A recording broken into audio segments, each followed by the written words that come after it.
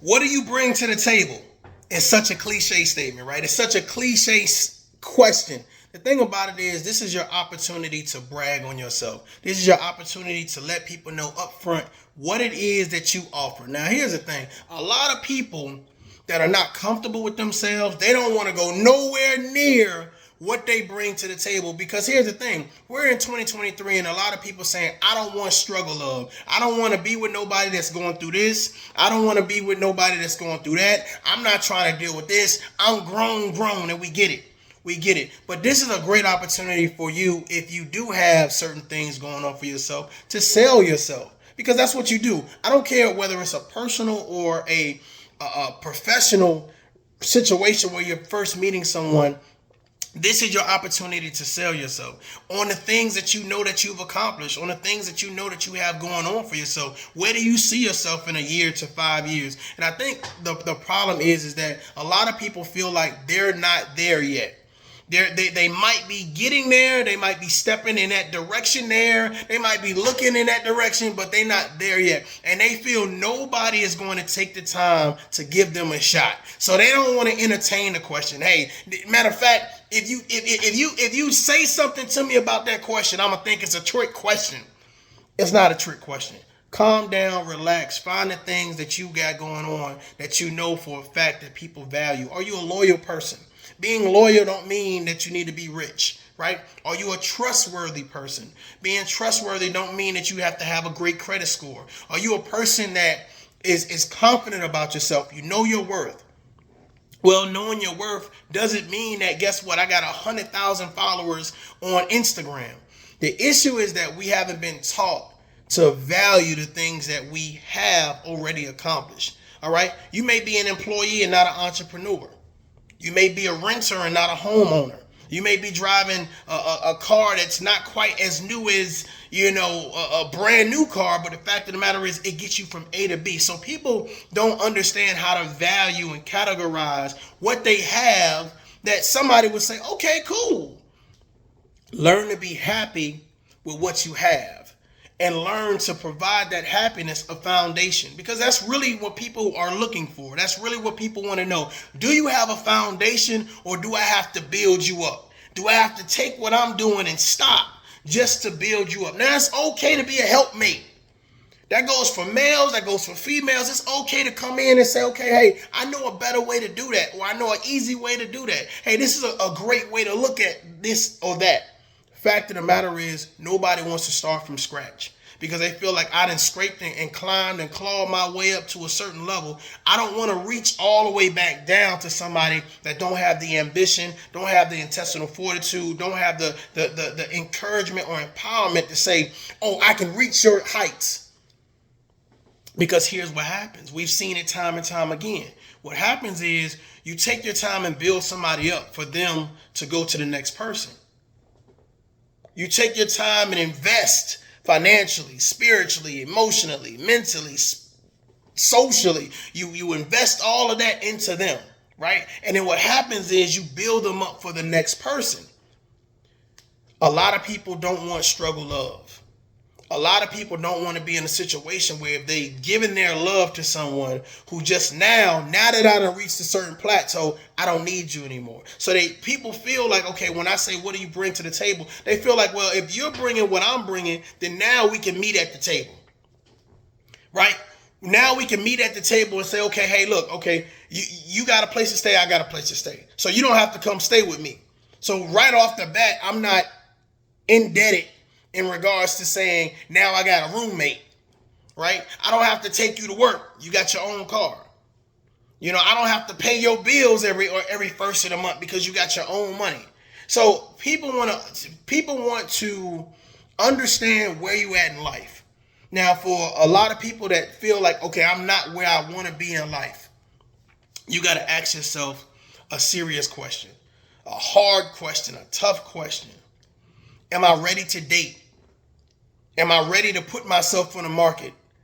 That's just taking a long, hard look at yourself saying, am I ready yet?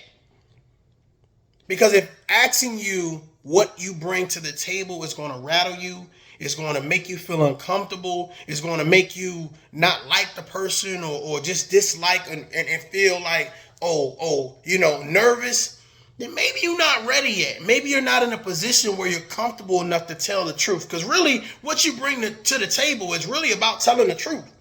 It's not a facade. It's not a team sport. Come on, can I talk to somebody? It's not a team sport. You know how you got those team sports where you can say, I'm going to blame it on that player. I'm going to blame it on that teammate. Well, what you bring to the table is a solo effort.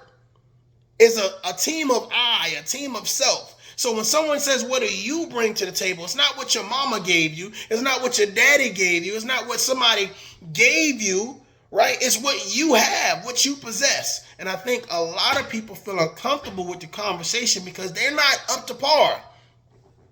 They don't want to talk about credit. They don't want to talk about home ownership. They don't want to talk about entrepreneurship. They don't want to talk about none of that because they're saying, I'm already struggling. I can't bring anything to the table other than some companionship. Well, for some people, that's all you need.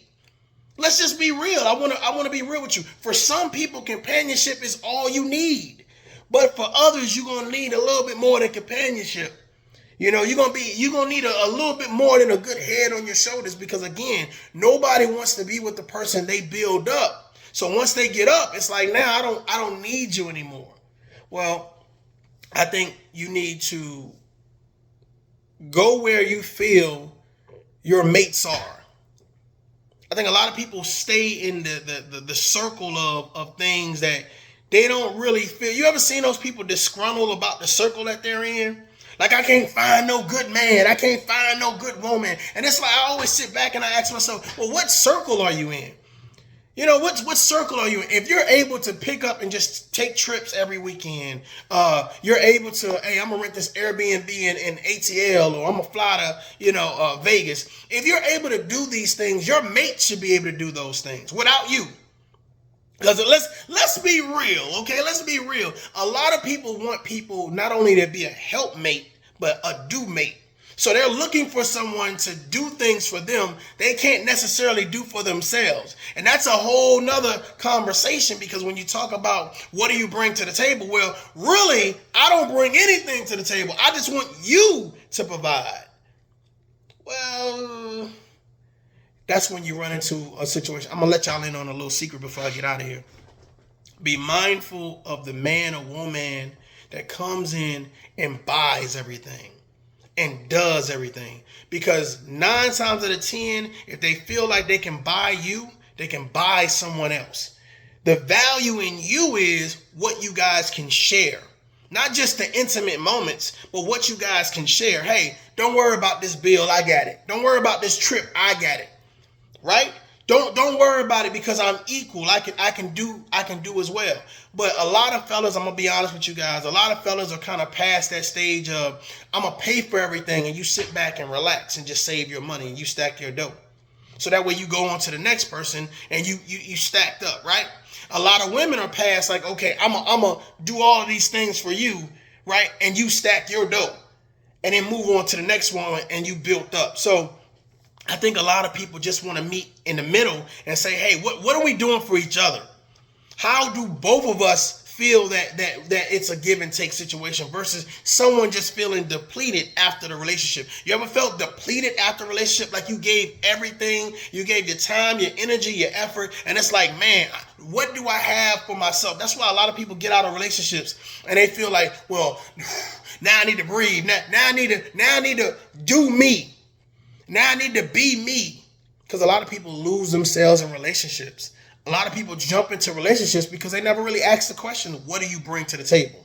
You didn't bring, oh, I'm a narcissist and I'm toxic and I'm this and I'm that to the table. You didn't say that. And I think that it is a level of craziness a little bit to think that if someone asks you, what do you bring to the table, that makes you nervous or uncomfortable. That makes you uptight.